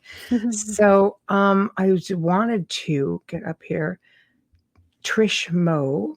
Now, Trish is one of our other hosts on the network from the radio show The Missing Piece. I hope I got Mm. that right. It's a new show here. It's a good, great show. Red-winged angels are the seraphim of protectors. Seraphim, basically, you hardly Oh, ever okay. see them. That's the thing. You hardly Yeah. ever see them. They're apparently, to the right Way hand of up God. there. Yeah. Yeah. Yeah, but thank you for that. And Michael Angley was in the chat room tonight. He's with Discovery Paranormal here on the network and the Red Pill News. Take the red pill. Just saying. I know. And we have Amelia Pisano for some crazy show called The Outer Realm. She's in chat tonight. So, but okay. So I'm just want to kind of back up a little bit. I thought this is very cool right here. I agree. I had an angel that appeared in my living room, no less. Looked like a man, had long, thick, blonde, curly hair. Sounds nice. Dressed very modern and spoke a message to me. Do you want to share with the class what the message was? You can't just leave us hanging like that. An angel message and he'll leave us the message. So, um, and going back to Lucas, who's actually Kelly on her son's account, but she said her 9-year-old is very intuitive and made a comment. Here it is. What kind of a 9-year-old comes out with this? He told his mother, Wow. Earth is hell. And then he said, hey, Mom, did you know the universe is in us? You're 9. Yeah. I know. It Wow. sounds like an old soul to me, to come up with something so that's pretty profound, really, It especially is. for a 9-year-old. It's pretty Yeah. enlightened. So, what do you say to people who want to get on this path? Why don't you tell us a little bit about guiding echoes and what guiding echoes is? I introduced you as a force behind guiding echoes, and what is it? And if people want to communicate with angels or what they should or shouldn't do with their psychic kids, tell us, is this all what you include in this amazing project of yours called Guiding Echoes? Yes, so Guiding Echoes is the name of my business. It's also my YouTube channel, Facebook, Instagram handle. So you can find me. You can stalk me there at You, any of you those just go, girl. You go, YouTube, girl. Facebook, and Twitter. Um, Because we've had people mentioning a reading and stuff. So just, I want you to give that information too, so you can do that in private. Okay, great. Yeah, so my website is guidingechoes.com. So, Right. my passion is really teaching people how to do all of this on their own. Right. One of my big passions actually is my latest course called Embracing Heaven. And so, Embracing Heaven, I teach people how to connect with their loved ones on the other side, even if they're not psychic, even if they're not intuitive, because you do not need a medium to do this. And Hmm. so there are different methods that I stumbled upon and that I channeled that have been working brilliantly for people who desperately miss their loved ones who are now in spirit. And what's so encouraging is that when you have people in the spirit world, you can continue to have a thriving relationship with them. You don't have to grieve them all the time. You don't Right. have to say goodbye. You don't have to let it be the end. That relationship can continue. The dynamic has changed because Hmm. they're no longer in physical form. And there's things that you're always going to miss. You're always going to miss the fact that you can't give them a hug and that you can't, reach out and touch them, and that, if the sink is clogged, they can't unclog the sink for you. Right. There's just Right. so there are limitations to it, Right. but there's different ways that this is expansive too. Hmm. And one of the things I teach people to do is how to make that connection on their own without a medium, because that can Hmm. get really expensive there's plenty of people who form an addiction to mediums when they lose someone because they don't understand that they can make Absolutely. that connection on their own. And Absolutely. yeah, and so many people have taken this course and it has changed their lives because they're able to continue their relationship with their mom, with their husband, with Hmm. their child. And it really is life changing, because they learn to trust the information that they're getting. Because when you first start out on whether it's a psychic path, or you're learning how to connect with your loved ones on the other side, there's that little voice in your head that's always saying, "What if this is just my imagination? What if I'm making this up? What if I just want it to be real?" And Hmm. so, as you learn how to connect with your loved ones on the other side, they will give you signs. They Hmm. will give you validation. It will happen. And so, that's one of the things that I teach and that I offer is how to keep that connection going on your own. Hmm. The other thing that I offer is called the Psychic Gym. So for people who do want to learn how to connect with spirits and they do want to enhance things like mediumship and their clairvoyance and clairsentience, and maybe they want to learn how to read tarot. Hmm. The Psychic Gym has it all. And so that is my membership site. We Right. offer weekly interactive classes Hmm. where we go through a guided meditation. We may learn a new technique. We split out in different breakout groups, and then you get to practice with someone else. You get to practice doing readings, and the way that you learn is by doing. Just like the way that you learn how to play the piano is by doing. The way that you learn how to play baseball is by doing. The way you learn is by doing. And so, Psychic Gym gives you a safe environment Hmm. to practice, to make mistakes. No one's going to get mad at you. No one's going to think you're a fraud. No one's going to demand their money back if Right. you get something wrong, because you're going Right. to make mistakes along this path, and you need to be in a community and a group of people where it's safe to do that, and where you continue Yes. to get encouragement even when you get things wrong sometimes, because we all get things wrong. Right. The goal of a medium or a psychic is not to be perfect, it's to be as good as you can be, and Mhm. that's all that you're asked to do. Mhm. So the Psychic Gym also offers all of my online courses as they come out. So I do have a course on tarot for beginners. I Mhm. have a course on strengthening your clairvoyance, and we also talk about the different clairs. So it comes with a lot. There's a lot Right. in that one. So No, that that's is a great. yeah, that's a monthly membership. And then for people who are like, I just want the free stuff, then you have to check out my YouTube channel, Right. youtube.com/guiding echoes. I release videos every Monday. Sometimes I will go through seasons where I need to take a break because YouTube can be exhausting, but for the most part, It is. it's, I've subscribed, just saying. yes. So So it's every Monday. right. And there's different topics and different methods and whatnot that we'll dive into. So as Michelle was mentioning earlier, I have done different videos on angels and angel signs and angel numbers.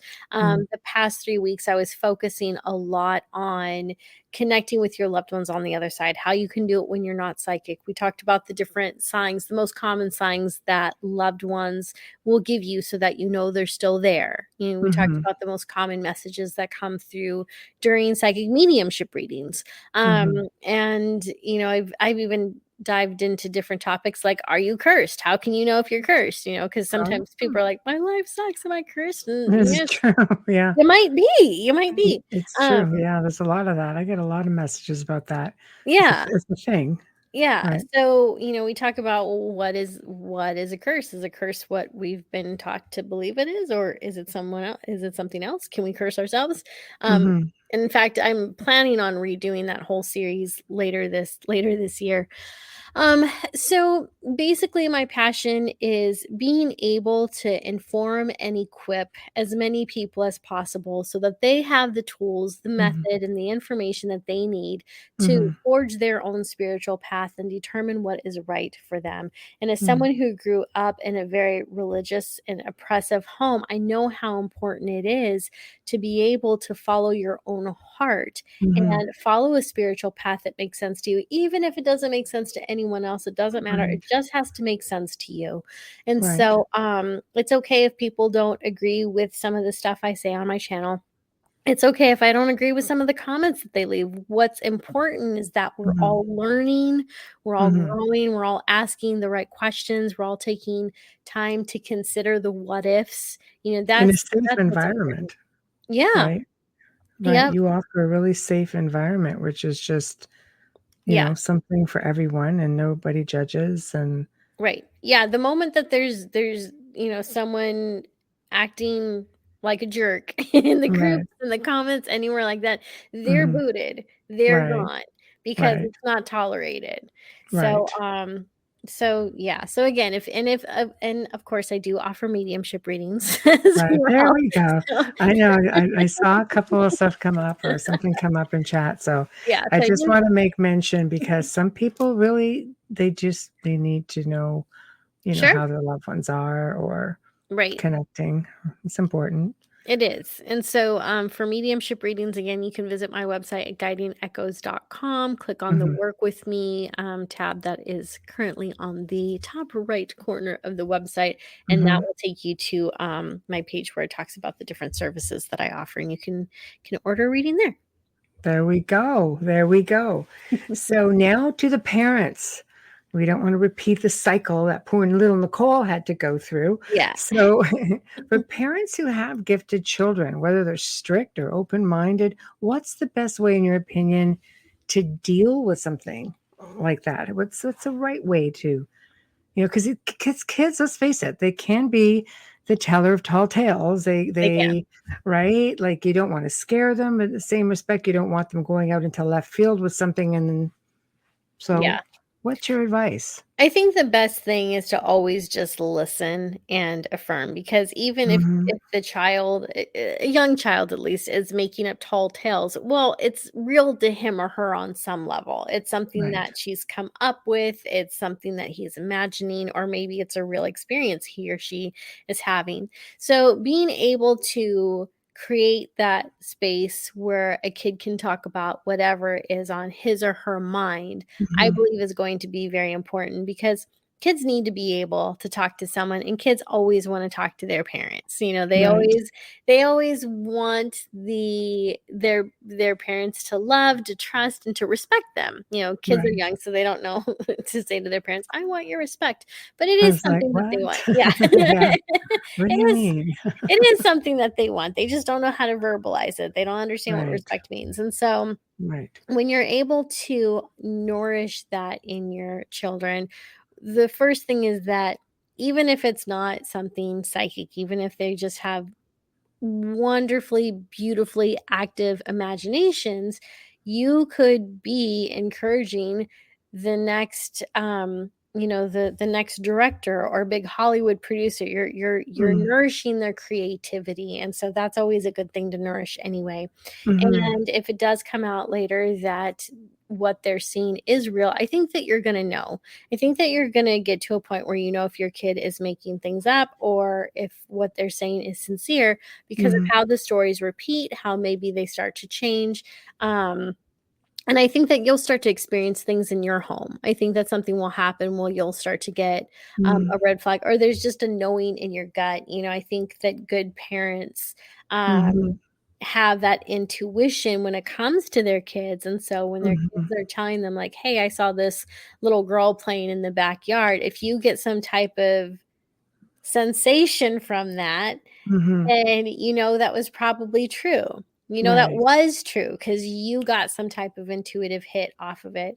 So Mhm. again, I just think communicating is so important. You know, talking to your kids are so important. And if your kids are seeing things that are very scary, recognize that that is, whether you believe they're seeing this or not, recognize Mhm. it's real to them, and get a trauma counselor involved, because, or get some type of a therapist involved, because there's something going on with that child, whether it's real trauma from something they're experiencing, from Mhm. seeing something scary, or they're Mhm. going through something else and this is how their imagination is dealing with it. Like, they need to be able to have some type of adult that they can talk to, especially Mhm. one that'll know how to handle that type Mhm. of situation. Um, I think it would be a great little thing to do on YouTube, or doing a little private consultation with a parent and a child, like from your end, to help advise or counsel. Because I've worked with many children, and where I found the problem lied with them was the parent made them feel foolish for mm, saying, "I have an imaginary friend or my little friend," and the child just didn't want to open up beyond yeah. that point. And of course, I only work malevolent cases, and super active in it at one time. And a lot of times that child wasn't necessarily a child. It was a mimic, Mm, something portraying itself as a child. And kids are, let's face it, they're easy to manipulate. So they it's are. easy for something, any kind of an entity, even a human entity, a human spirit to come in and bully. And if you weren't a nice person in life, sorry people, you're not going to necessarily be nice and deaf. And that point the child withdraws. Yeah. So this has ended up becoming really big issues in some of the families I've worked with. So mentoring and working with kids are, in fact, there's Amelia right there. I love mentoring gifted children. It only benefits a child. Yeah. When the Yeah. parents are on board, 100%. Yep. 100%. So while we still have time, there's another question from Kelly. Is it normal for the dark night of the soul through the spiritual awakening? Did we sign up for this? How do we get out of this? It's depressing. I want out of this. This is like, It is The present depressing. moment. Right. It is depressing and it is hard. And what it boils down to is taking responsibility for your energy. And that's not something anyone ever wants to hear. So we'll Right. talk a little bit about what that means. And so I think that when you're taking responsibility for your own energy, you have to start asking yourself, what does love look like in this situation right now? Mhm. What does love look like in this situation right now? What Mhm. type of love do I need? Because if you're feeling depressed and if everything if the walls feel like they're caving in on you, because I'm getting an image of that right now of this person being in fetal position and the walls like coming in and it's just like this very dark, hopeless situation, then the thing to start asking yourself is what type of compassion do you need right now? What are you telling yourself? What's your self-talk? Mhm. And it all starts with that. And when you're and I'm not promoting positive affirmations. I think that you have to get to a certain level sometimes before those work. Mhm. I kind of started my own thing where I call them basically what were they um basically helpful statements, helpful declarations. What would help you right now? What do you need someone to say to you right now? And say it to yourself. So Mhm. right now you're going through the dark night of the soul, you would tell yourself, this is really hard, this sucks, but I'm strong and I'll get through it. Or you might even say, I feel weak, but I'll be Mhm. better tomorrow. It's going to get Right. better. All dark seasons end. This is coming to its end and I'm going to be fine. So you find different ways to talk to yourself like that. And taking responsibility for your energy, really for your life, also looks like, what does your home look like right now? Does it Mhm. need to tidy up? Does it need to get cleaned up? Are there things Right. that you need to throw out? Are there relationships that you need to cut? Because all of this stuff does drain us. Loose ends. Yeah, absolutely. Right. Um, so, just start doing some, spiritual maintenance. Um, Mhm. and I do think so much of it is our inner talk and how we're allowing other things to talk to us. There are Yeah. people who, I've talked to people before and they'll tell me about their spirit guide and how their spirit guide is talking to them. I'm like, I don't think that's a good guide. Like, you need to fire that guide. You need to ask for a new one to come in. And get the Because scowly guy. yeah. Yeah. Well, any spirit can come through and call itself a guide. This is true. Yeah, they can pretend that they're all knowing or that they're there to help. And So maybe that's another good question. How do you know the difference? Especially if you're a newbie. How do you know? yeah. So the way that you know is through the interaction you have with them. Like, are they Mm. making you feel good? Are they making you feel stupid? Are they making you feel empowered? Are they Mm. asking you to do things that are unethical? Are they talking you into, stealing a candy bar from the store and telling you that it's an empowerment exercise? I mean, I don't know, Right. but Right. Right. but This is a test. this is a test. So, Mm. helpful guides are always going to be loving towards you. They may be direct, they may be very Mhm. direct, but what they say is honest, it's truthful, it is meant to help you. They're not going to ask you to do anything that is harmful to you or others. I don't even think they'll ask you to harm even a blade of grass. Mhm. They will want you to act in the best interest of yourself and of others. And they will Mhm. also encourage your spiritual growth. So, I have one guide who will remind me, who will get on me if I haven't meditated in a while. And, and so that's a guide that is looking out for my spiritual health and my mental well being because meditation is good for me. And Right. It's sometimes, like your booking agent. yeah, Okay. exactly. Right. And, your Right. guides want you to succeed at certain things. And so there are things that they may ask you to do, which are hard to do. Like if they recognize that you have a friendship that's not Mhm. good, they may ask you and encourage you to cut it off, but they'll tell you why, So Right. a bad spirit guide is someone who wants to, they're abusive. So they go through the same cycle of abuse that a narcissist or sociopath will, where they Right. isolate you, they make you feel dumb, they belittle you. Like that's Mhm. not That's not a spirit guide. That is a sociopathic spirit. That's what that is. Right, exactly. Exactly. Note to self, do not Right. talk to that spirit. Do not. Yeah, no, I think that happens a lot. And I think sometimes people just want that experience so desperately that they'll take whatever they can get. They I just agree. don't think about, like, this makes me feel uncomfortable. Maybe this is something I should shy away from. So it might be the only experience they feel they're ever going to have. Right. Yeah, I agree. Right. And sometimes that experience is better than none at all. Right. So, okay, well, I think that's awesome. It sounds like you have a whole melee of good times on your site. So, oh, here we go. One sec. Trish, I find myself recognizing the lessons they tried to teach me through situations, even with my own kids, and that's when it clicks.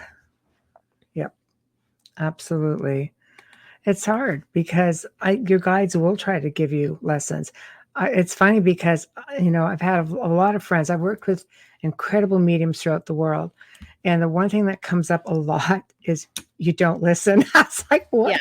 Yeah. What do you mean? Sure, I do. No, apparently I do not listen at all. And, I just missed the boat on a lot, according to You're my like, guides. They're very frustrated with me. I listen. I just don't want to do what you're telling me to do. See, I'm with Nicole on that.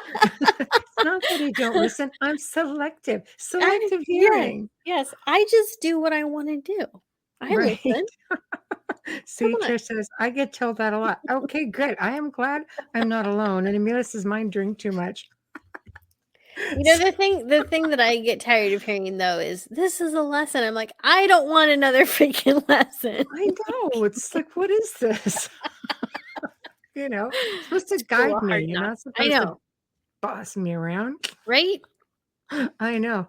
Like I said, I've been pretty good with my guides. It's just except for the scowly guy, which Right. I always go back. I was very insulted when I thought it was pretty funny, the comment I made at the time. And my friend sitting with me is going, he's just scowling. I'm like, Well, it was bad because it never left me. I was pretty bitter about it. Like, why do I have to have such a freaking stick in the mud for a guide? Come on. it's just one of your guides. He is, yeah. I've been One. told I've had a few. Thank gosh. And they're very patient. I'm that meme where that little angel's pushing that person's foot saying, come on, trying to guide them, push them in the right direction. That would be me because I'm just like, okay, whatever. Yeah.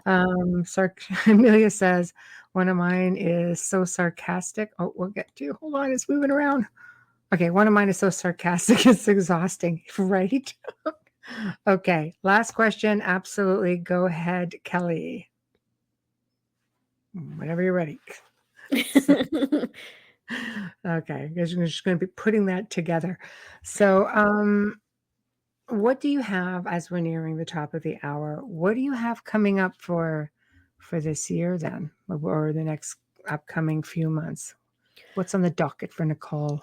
So one of the things that I'm working on is creating a spiritual protection course. So Ooh, that sounds exciting. So I had a workshop that I taught on that and everyone really liked it. So I'm looking at turning that into a class.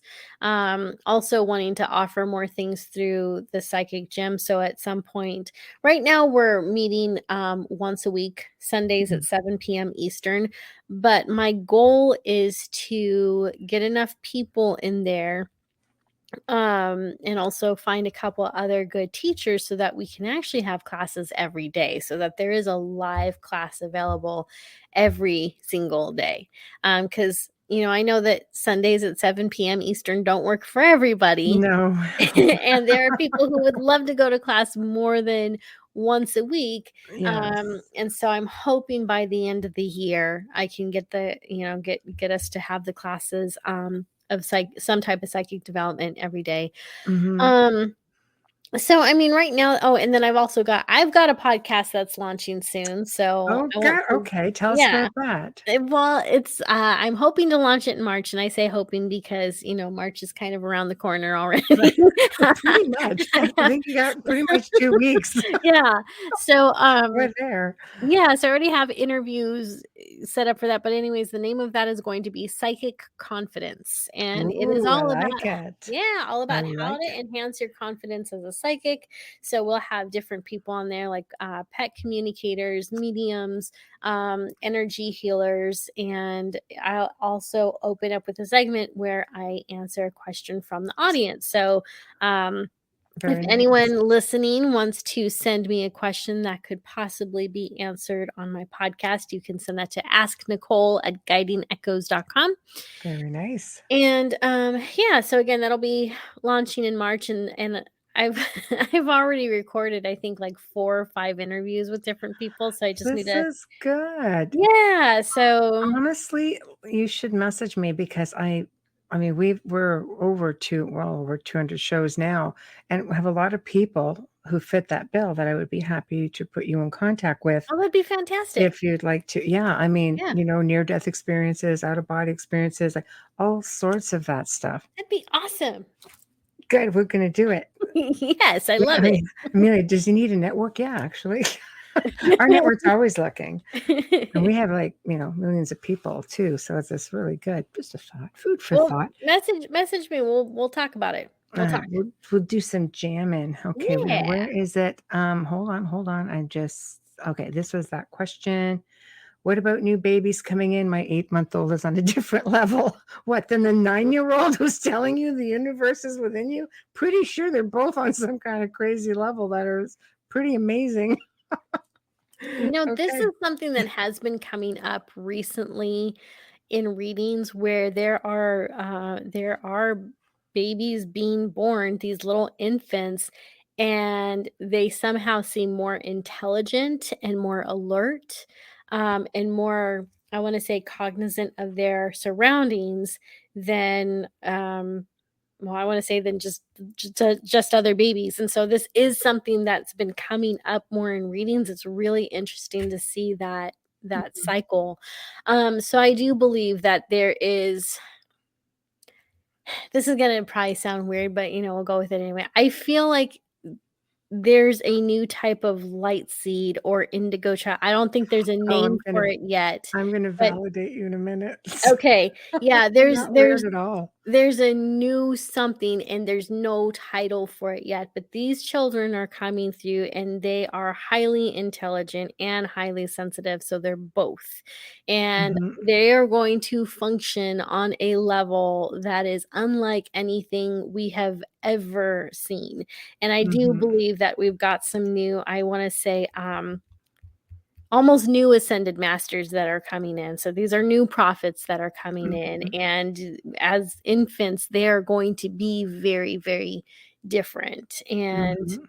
they're the type of kids that will self isolate, not because they don't like other people, but because they're actually fine in their own company. Right. And I think that they're interacting with the universe consistently. Mhm, And so that's what I believe is going on, just based on what I've channeled, what I felt, mhm. and the different things that I've been hearing from moms who are, I'll do a reading for someone and I'll tap into their 7-month-old kid who's still Right, alive and right. tell them all about this like enormous little kid. But in my mind, I'm thinking this is a 5-year-old, and they're like, "No, he's only 7 months." I'm like, "What?" No, no, not inside, right? So Right? no. I have to tell you, I had an elderly man that came to me, 2, 3 years ago because he had an attachment. And his assistant is the one who messaged me because of the light work. He did a big light worker, but a planetary worker. He only worked with animals, whales, dolphins, the planet. We could Oh, okay. rearrange. He taught me how to rearrange, like move ley lines and do all kinds of things. It's just phenomenal. But one thing he said to me 2 years ago, and he said, there's going to be a round of children coming in. He goes, these souls have never been here before. Yep. these souls are going to be incredibly gifted. It's unlike anything anyone has ever seen. And it goes, it's already started. He said, I was just like, wow. And he doesn't mess around. Like he's always very cautious about what he speaks about. He's an older man. He's Yeah. not interested in fame, fortune. He keeps himself very quiet. He does unbelievable work. But when he said that, he goes, you have indigo children, you have crystal children. He goes, these children are going to be, This is new. yes. Yep. He goes, like nothing anyone has seen ever. He goes, and you will be able to notice them because they're going to be exceptional. And I thought, wow. So when you said that, my skin kind of just tingled, like, okay, there's validation for both of you, I think. So wowzers, and I'm pretty sure, like, I have a family member whose little one is very much like that, just gifted little person who's 2 years old and does these amazing things. I just sit there and I'm like, what? How? Yeah, I do. I absolutely, totally agree with that. Okay, Trishmo, I've been trying to find investors to build schools for these children because it's very difficult for them in regular schools. You are right on that. So I think you could do something, Nicole, on your site, even as a parent-child thing, parent of gifted children, working, coming on with their kids and doing something, because you have a really unique way and you're just so bubbly and bubbles. But it's so you are, though. It's just your energy. And I Thank think you. that you could draw that out and really teach somebody and make it fun at the same time. Well, yeah, I try to make everything fun, Yeah. actually, when it comes to learn, especially psychic stuff, because it's like if it's not fun, you're not going to stick to it. Like if you hate it, Yeah. you're not going to stick to it. So No, it's true. But some people who just don't know really how to deal with their children. And right. if this next round of, whatever they are, 5-dimensional, 6-dimensional, or density Yeah. beings are going to be coming out full throttle. The guest last night said something along the lines of that scrap DNA that we have. He mentioned a child in China that they had under lock and key because his abilities are so unbelievable. Wow. That they just don't know what to do. Like living, existing in the world as it is very difficult. So if this is what's coming, I think there's gonna be a lot of guidance needed. Yeah. Well, I'll make a note and think about it and Yeah, it's something good. I'll be your look agent. into it. Get out of the way. Yeah. Yeah. You're going to be calling me every day. Are you working on it? Are you working on it? I Hey, know. Nicole, What are you doing working right on it? now? What are you doing right now? So, yeah, but we definitely will have to communicate, because I'm really sure I can connect you with some awesome people who are of like mind, and everything you just talked about for your new podcast. I'm sure you could just get a really great lineup. Yeah, sounds great. Thank you. Happy to. So one last time before we have to say goodnight, how does everybody find you? Go. GuidingEchoes.com is my website. You can also find me at youtube.com/guidingechoes on my YouTube channel. And then, of course, on Facebook and Instagram, just type in Guiding Echoes. And also be on the lookout, because on Instagram, there is a huge issue with psychics cloning the entire profile of other psychics and impersonating us. So I've got 2 Oh, great. impersonators. Yeah. So it's pretty awful, and they're scamming people. So just remember, Guiding Okay. Echoes, it is spelled correctly. There's no dashes in the name. There's not an extra S. It is Guiding Echoes on Instagram. Okay. And the new podcast is supposed to be coming out beginning of In March. March. Yes. Sometime in March. Could be end of March. It might be. I've got a lot of editing to do. Got a lot of editing. So Yeah, they and that's should gonna be watch called out for Psychic Podcast. Or Okay. Psychic Confidence. Yeah. Okay, perfect. Well, thank you for joining. Amelia's in chat, but thank you for joining us tonight. And Thank you, Amelia. yes, it was a whole lot of fun. And maybe we can actually do this again sometime. Yeah, I'd love it. Okay. It's a date. We'll do it. Perfect. All right. Let me get my intro. I got to say goodnight to everybody now. So thank you. And I will be in touch with you, lovely lady. Sounds good. All right, darling. Well, we have come to the end of another super fantastic segment here on the Outer Realm. Amelia's been in chat and she's just been a busy little bee. So big thank you to everybody who's in chat. And you guys are just awesome. You make it so much more fun. Huge thank you, Nicole Antoinette. Definitely delightful. So thank you for being here and joining us. Please remember, guys, to stop by the UFO Paranormal Radio Network.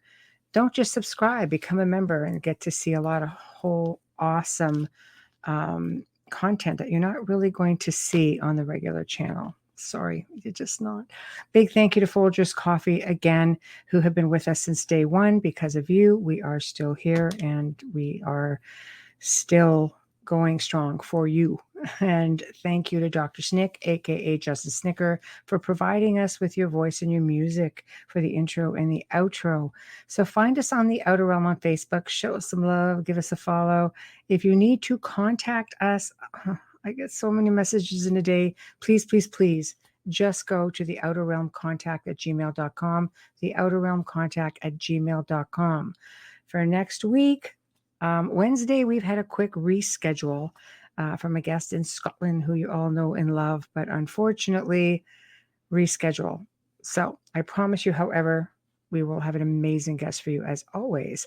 Thursday evening is one I have been really looking forward to. We are thrilled to bring to you for the very first time, Mr. Brad Olson, who is the author of a very popular esoteric series, Modern Esoteric, Future Esoteric, and Beyond Esoteric. And oh my gosh, I've been reading it and all I could say is, wow, I think this show is going to blow a few minds. So you're not going to want to miss this at all.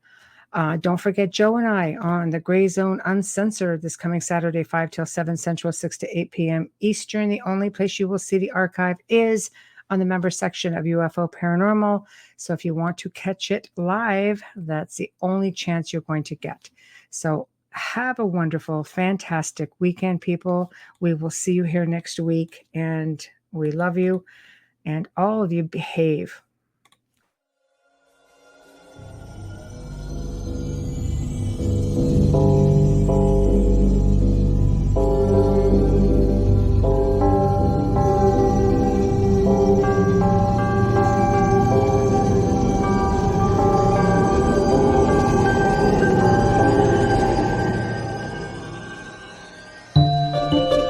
You have been listening to The Outer Realm with Michelle DeRoche and Amelia Pisano. Airing live every Wednesday and Thursday evening, 9 to 11 p.m. Eastern, 8 to 10 p.m. Central, on the United Public Radio Network, 105.3 FM in New Orleans.